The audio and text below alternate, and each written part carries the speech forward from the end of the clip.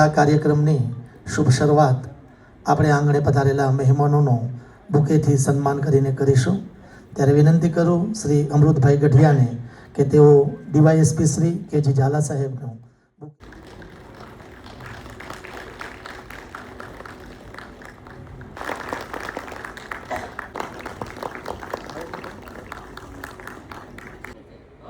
સાપા Veraval industrial association અને આપણા police station Sapar વેરાવળના સંયુક્ત ઉપક્રમે આજના સાયબર ક્રાઇમ એના અવેરનેસના કાર્યક્રમમાં ઉપસ્થિત.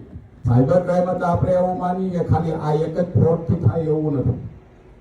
એની એવી મોસ્ટ ઓપેરેટીથી અલગ અલગ રીતે અત્યારે જે સાયબર ક્રાઇમ થઈ રહ્યા છે, તો એના માટે થઈ અને સરકાર ખુદ અત્યારે એટલી બધી એક્ટિવ થઈ છે અને પોલીસ કરતા હતા. એટલે આવા ફોરેનથી આખું એ ઓપરેટ થતું. અહીંયા જે કામ કરવા વાળા લોકો હતા એ તો ભાડુતી માણસો હતા, 10-15%. રાણા સાહેબ, પીઆઈ સાહેબ, આપ સૌ ભારતભરની અંદર કેમ બને છે, કોનાથી બને છે અને કેવી રીતે એનાથી બચી શકાય, તમારે સ્કીન ઉપર ધ્યાન આપવાનું છે. ઉપરના માણસો છે ભણેલા છે, નીચેના છે અભણ છે.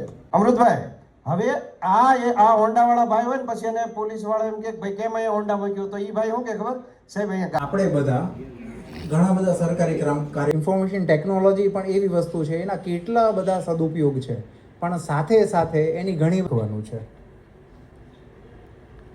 સૌથી પહેલાં તો સાયબર ફ્રોડ, જેની અંદર ઇલેક્ટ્રિસિટી વહેતી હોય. કયા કયા ઇલેક્ટ્રોનિક ડિવાઇસીસ તમે લોકો ડે ટુ ડે યુઝ કરો છો? તથાગત બુદ્ધ હતા જે એક સાથે 100 લોકોને સાંભળી શકતા હતા. હું એક પામર માનવી છું, તો આપમાંથી કોઈ જો પ્લીઝ જવાબ આપવા માંગતા હોય તો હા પ્લીઝ.